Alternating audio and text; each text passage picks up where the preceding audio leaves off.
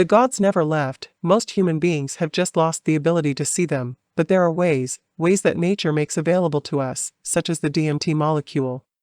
But the nature of personal awareness is complex. In order to try to understand this complexity, I recommend learning to cross the rooms of the Projectionist, and in that way begin to understand the difference between mental creations, non-organic beings, the nature of dimensional travel and manipulation beyond the physical, and how these multifaceted forces available to us can allow us to move far beyond the constricting forces of the wholly physically focused modern world.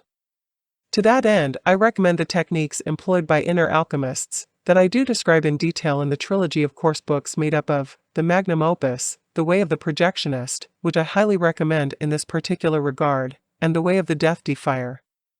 These will give you not only the how, but the reason for, the fundamental reason for, the need to move into the many dimensions available to us, even the dimension that the machine elves are trying to show us. Anyway, generally speaking, humanity has lost its ability to see the gods, which is code in a sense for losing the fundamental ability to move, perceptually or otherwise, beyond just the physical and highly material-focused dimension. But even though humanity has lost, in its highly rational stance, the ability to perceive the gods and the magical realms that are all around us right now, humanity cannot escape the great current of these beings that exist in the world beyond the world described as normality, by the great tide of the current human perceptive point that traps humanity in a three-dimensional room of static spiritless things. Within and among, and as a consequence to the desire by some intrepid few, to move beyond the stasis and the great gravity of the modern rational perspective, with its insistence on completely obliterating the spirit within man and nature, there have been experiments to try and find natural portals into more expansive universes by those that truly believe that such portals still exist. Of these, the one that has been around humanity the longest, used by natural cultures since before recorded time, and one that is being exploited by scientists more and more in recent decades, is the symbiotic relationship between plants and these other dimensions, that is, the chemicals to be found in the flora of this world that can allow people to move beyond the physical and into the world inhabited by the gods. To explain the nature of this symbiosis between humanity, those other realms and plants, I can begin by pointing out that humanity as a biological organism needs to ingest in order to acquire energy, it needs to eat to live, and in one way or another this food comes from plants for the most part. Our first energy source, our first source of life and sustenance, is the sun, and while it is the case that we can get a great deal of energy directly from the sun, most usually it can be said we humans are a kind of second and sometimes third or fourth tier consumer of this energy, being that it is first the chlorophyll of the earth, the plants, that absorb this energy from the sun directly. This makes them first tier consumers, and once they transmute this energy into energy that we can more readily eat, either in the form of plant food directly, that is we eat plants, or as we eat second-tier consumers, such as the herbivores of the earth like cows for example, who eat first-tier plants, we get this cosmic energy through a sometimes complex transmutational process. In the end though, to this point in history anyway, it can be said that we are completely dependent on the chlorophyll of this earth, because it is this flora, like an odd kind of natural solar panels, that absorb the energy of the sun, and, combined with minerals and the liquid water available on this planet, provide us with the ability to consume as a consequence those cosmic rays that flood this earth. Due to this dependence of fauna upon flora, the plants of the earth have become incredibly complex in their dealings with us, far more complex than it is currently understood by modern science. Indeed, the complexity is such that plants have developed an incredible array of dependent chemicals that are in essence the pharmaceuticals of humanity, both the medicine and the narcotics of the fauna. And plants use the essence of themselves as food, medicine or narcotics in the most intricate ways imaginable to control the fauna of this earth, including humanity, so as to control distributions and expansion of life on this planet. Plants are in a certain sense then, a kind of biological solar panel blanket that absorbs sun rays and other cosmic energy and then distributes this converted energy to other life that needs it but cannot absorb it directly for themselves. And due to this high status in the biological world, plants are tasked in a way with the distribution of the complexities of existence to be found here on Earth. In that sense, being that we are so egotistically bound, there seems to be this kind of fearful conspiracy thought within us perhaps, where the human mind might posit that the plants of the earth, the chlorophyll, somehow rule over humanity and impose upon it some kind of stringent control in order to manipulate it, in what from an egotistical point of view could be seen as nefarious and selfish ends. But such an egoistic approach is in most terms incorrect, in that such a wrangling of the fauna by the flora has nothing to do with an overall need to subjugate and manipulate in rational definitive terms. Instead, there is this incredible intermingling between what could be said to be the spiritual aspects of the earth with the more biological ones, so that these compounds created by plants, that I referred to previously as dependent chemicals, that can allow plants through our need to ingest them, to control the fauna and therefore the development of the earth, the health of the earth, the growth of the earth, and this control means that certain plants can provide certain kinds of nutrition, medicine, and even narcotics that are then used by the fauna to their benefit in one way or another, and through that benefit, the earth helps itself so that all may flourish. In this intermingling that is then later related to the cycles of the earth, having to do with climate, that contrary to popular belief is not just controlled by the excesses or lack thereof of humanity, but in a greater sense by the planet's movement across the cosmos and the great provider of the earth, the sun, as it goes through different cycles as it waxes and wanes, that do create growth cycles in the plants of all sorts. Due to these broad cosmic cycles, the cosmos controls the earth in a relative sense. The earth then controls or gives providence to certain climates and minerals, that then manipulate growth cycles within the flora, which in turn moves the tides of the fauna in and across seasons and tides that have their origin in a quite literal cosmic scale. And all of this movement by the flora then allows the earth to balance itself not only in a physical sense, but also in a spiritual one.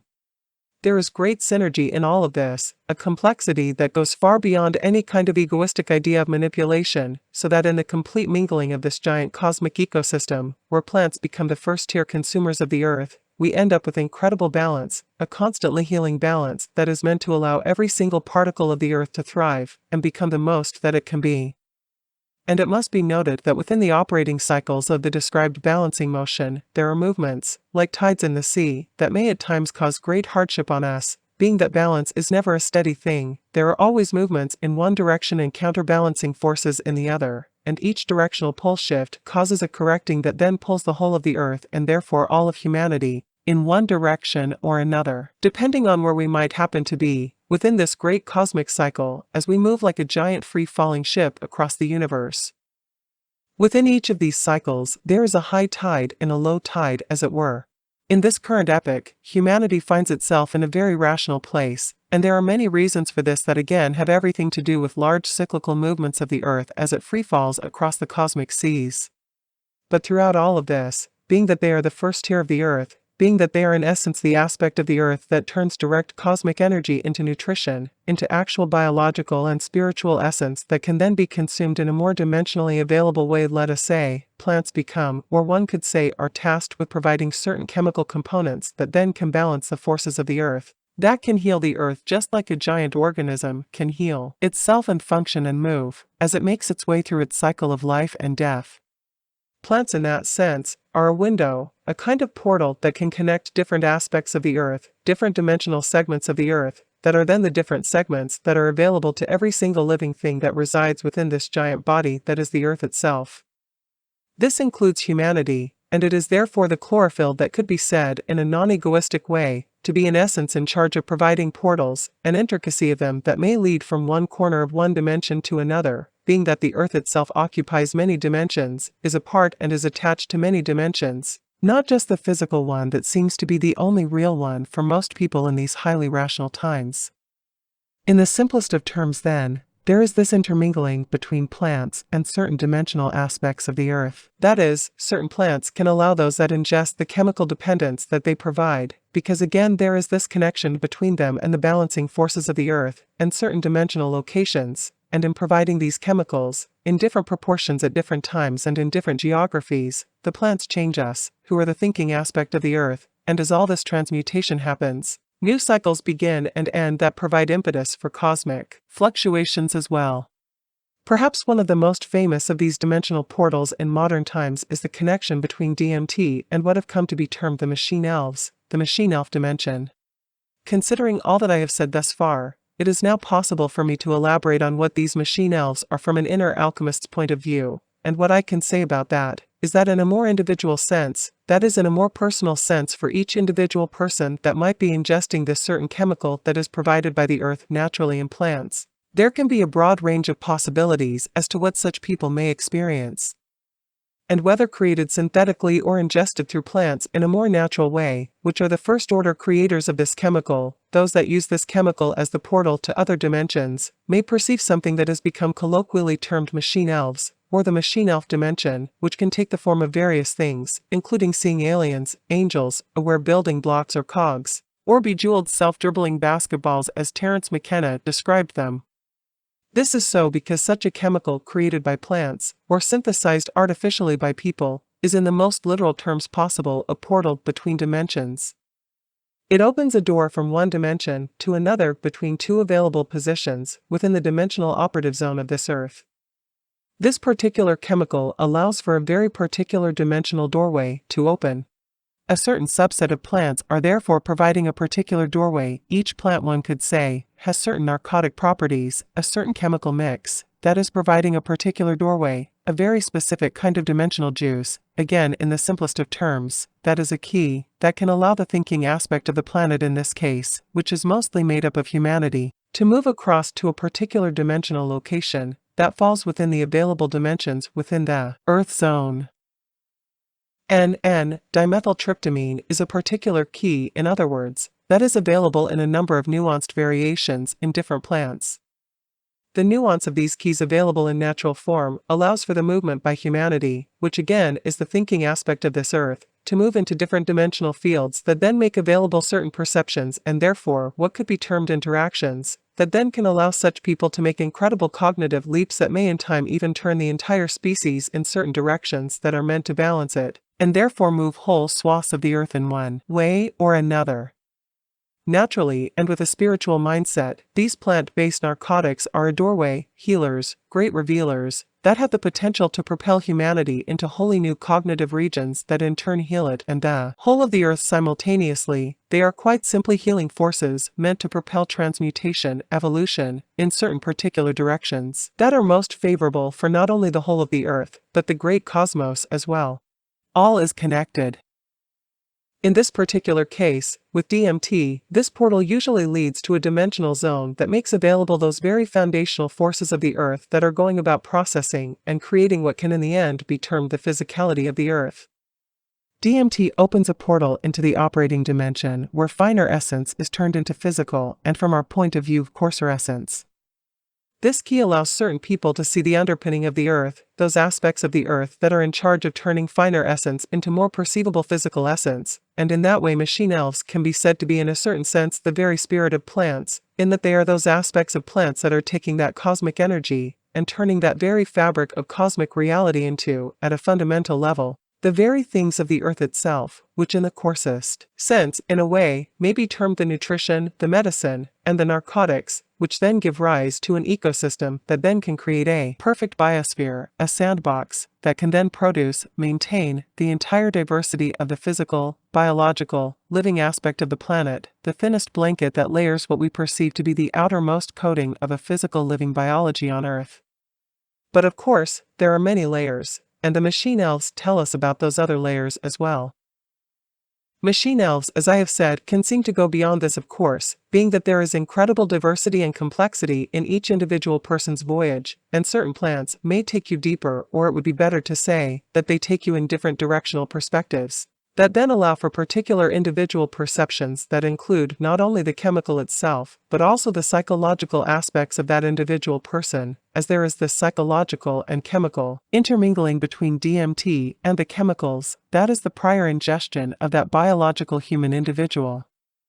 In the most basic sense, we are what we eat, and we are part of this incredibly complex intermingling of cause and effect that leads us in one direction and then in another, and as a result of that seemingly random movement across the totality of our lives, which then exposes us to different psychological mechanisms that then may in and of themselves cause us to ingest certain foods, or participate in certain physical and psychological actions. These actions then intermingle with this portal key that is DMT, that then brings about particular and highly individual interdimensional motions that may cause balance or disbalance within us, that then in this balancing or disbalancing bring about a greater equilibrium for humanity, and then the whole of the planet in a mathematically chaotic complex system kind of way, that is of such intricacy that it is beyond current mathematical measure.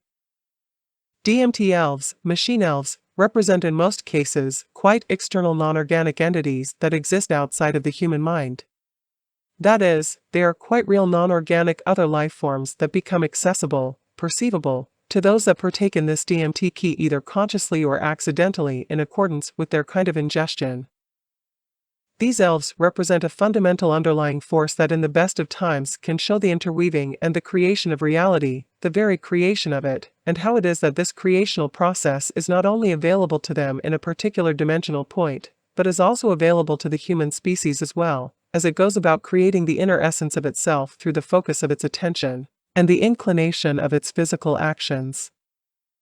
These non-organic entities are incredibly varied, and for that reason there can be some great variance between what one person may report as they go through this DMT portal, and what another person may report to some extent, being that, as I have said, there is an interconnection between the substance itself and the chemical makeup of the individual. But in more natural settings where particular plants are used in a conscious manner, those that are closest to the earth, shamans for example, can take very specific and highly conscious directional trips by only accessing a particular plant or combining certain plants in very specific ways. Such keys then become an intricate and beautiful opening into very specific locations, that then allow humanity to see and learn from those aspects of its reality that it has forgotten, those aspects that it has become blind to in its modern insistence on just physical reality. In this way, there can be a very controlled interchange between very specific kinds of non-organic beings and people using very particular plants or combinations thereof. And in time such people can discover incredible interrelationships between certain plants and certain non-organic entities and themselves, which can in the best of times open up new dimensional worlds for those travelers. Particular non-organic entities, for example, can develop a very close relationship, a kind of symbiotic relationship with certain plants, where certain plants and even locations where such plants may thrive, become not only doorways, but sort of like dwelling areas for particular non-organic entities. And being that these symbiotic relationships between plants and non-organic entities, which by the way are quite plant-like and do prefer to stay in one location just like plants do, can and does affect both the non-organic entity and the plant. As such, a person in a more natural and balanced physical and psychological environment can understand incredible and nuanced aspects of reality by accessing and using such symbiotic relationships, which again happen through the ingestion of the first-tier consumers of the earth, the plant world. Machine elves, therefore, are a deep inner manifestation and inner symbol for a greater reality that intermingles complex non-organic entities of a certain variety and a particular dimensional location where these non-organic lifeforms dwell in their most favored dimensional geography. How they communicate, what they communicate, and how they are perceived by each individual human can vary to some degree, being that each individual carries with them their own psychological and physical characteristics. In the artificial synthesis of DMT, there is a loss of the gradations to be found in more naturally produced versions, being that, as I have mentioned, there is this very nuanced intermingling between individual plants and the nature of the portals that they provide. What this means is that the symbolic but quite real experiences of a person as they make contact with non-organic life referred to as machine elves in different dimensional locations might have a certain consistency with artificial DMT, but at the same time a loss of some of the key components found in plants make the synthetic version of this chemical generic in its propellant properties, and a great deal of the potential motion and therefore diverse wisdom and power that plants add to the mix can be lost. As I mentioned at the beginning of the video, it is possible to access all of these other operating dimensions available to the earth and humanity in a quite natural manner, one that does not require the ingestion of certain narcotics, synthetic or otherwise, and that is through the techniques employed by inner alchemists as they cross the rooms of the Projectionist. If you would like to know more about these techniques, then I will leave a link to the books mentioned at the start of the video in the description below. I think that of particular interest will be the book, The Way of the Projectionist, but do note that there is an interconnection between all the books in this trilogy that is highly important in acquiring the knowledge and the power needed to access machine elves, and go much farther still,